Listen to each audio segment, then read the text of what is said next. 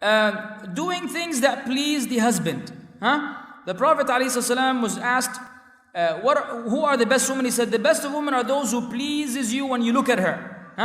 Is the one who pleases you when you look at her, obeys you when you order her, and safeguards you during your absence in regard to herself and your wealth. Very important. Because some sisters, man, when the husband comes home, his wife looks like she was run over by 8 trucks simultaneously. One truck hit her, knocked her out, then the next one, the third one. By the time she looked wearing the worst clothes ever, and this pajama that she's inherited from her grandmother. You know what I'm saying? Her hair is like she was electrocuted. And he comes home and he was just walking down the street. He saw the neighbor, the lady with all her adornment and charms and perfume walking down the stairs, fitna for him. And then he wants to come home and, find something better than that, and he sees that. And then, they wonder why he has a second wife. Among the main reasons, or just keep it real, among the main reasons there's a second wife, very often the brother doesn't get his rights. The sister thinks that she's given him his rights. But there's actually a lot more to it. And if you go through the seerah of the Prophet ﷺ, you will realize what his wives used to do in terms of preparation for being ready for the husband.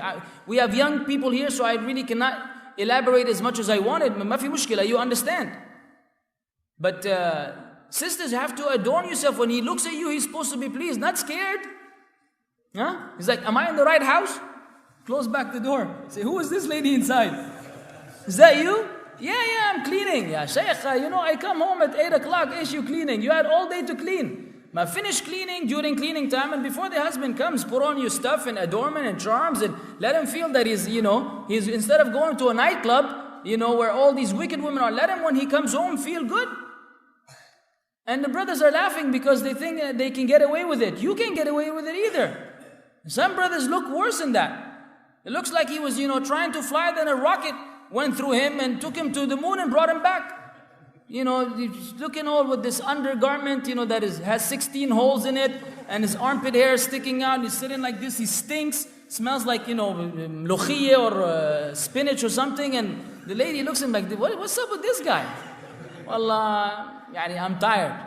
Takes off his socks, throws one on the TV and the other one on his other son. And the whole area stinks, It's like they put, these yellow signs. Don't come close. Hazardous area. Go shower, ya mhandis. If you know that you're the type of person who sweats and has a bad odor, as soon as you go home, hit the shower. What did the Prophet used to do, alayhi salam? As soon as he would enter home, he would use the siwak. Why? He realized he will be having conversation with his wife, and then his mouth may not smell as good. He was eating maybe at one of the Sahaba or something like that. So he would make sure that his breath smells nice before he would speak to his wives. This is the breath. Don't ask about that which is worse than the breath. Because you can still speak with your wife without being close enough and get away with the breath. But the body, there's no excuse for that. So the brothers, we have to make sure that Islam teaches cleanliness, and this whole idea of which we learn from some deviant groups that Islam is, zuhd and asceticism, and that you wear some raggedy clothes and you look like you don't care about the dunya and you live on top of the mountain. This is a misconception about Islam. The Prophet ﷺ saw a man whose hair was all messed up. He said, what is the matter with this guy? It's like a shaitan. Yes, he did.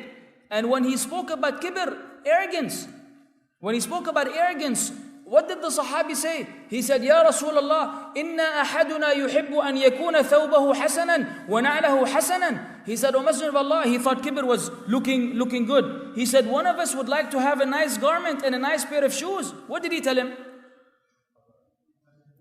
He said, Inna Allah jamilun yuhibbul jamal. Allah is beautiful and He loves beauty. Not only He endorsed what he said, but He also gave him further encouragement. He said, kibr is that you reject the truth and you belittle people. This is kibr. Not that you look good or you smell good or you look after yourself, especially if Allah blessed you with wealth. Now those who don't have money, no one can open their mouth. Alhamdulillah, la yukallifullah nafsan wa sa'at. This is what the brother can afford, jazakallah khairan. But to have money and look in a way that is not becoming is not acceptable. And this is not from Islam in any way, shape or form. And this is not zuhud. as the people claim. When I have 5 minutes left, just tell me, because I could go on forever.